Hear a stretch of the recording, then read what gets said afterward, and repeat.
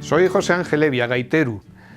Crecí entre estos tables, estos pipes de sidra, estos llagares, tomando sidra, y seguimos haciendo sidra en casa.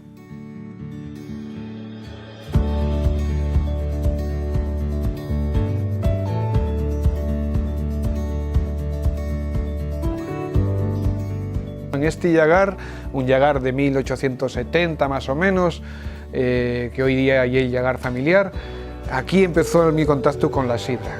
Había un rapacín siempre a la puerta, que era yo, esperando para entrar en aquel sitio mágico y tan diferente, con tanta historia y sobre todo con tanta épica familiar. Aquí empezábamos a mollar pan de torazu en la sidra con 4 añucos, y así fue la primera vez que empezábamos a tomar sidra, ¿no? Primero la sidra dulce, recién mallado, la sidra del Duernu, y después ya sidra de fermentado, con muy poca edad, porque era lo natural en casa. La sidra no era alcohol, no era una cosa prohibida para los guajes tampoco.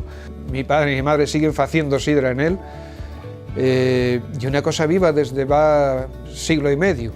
Claro que conozco la candidatura de la cultura sidrera a Patrimonio Mundial de la UNESCO, claro que la apoyo, y además parece lo más natural que tengamos que hacerlo todos los asturianos. No sé cómo no lo hicimos antes.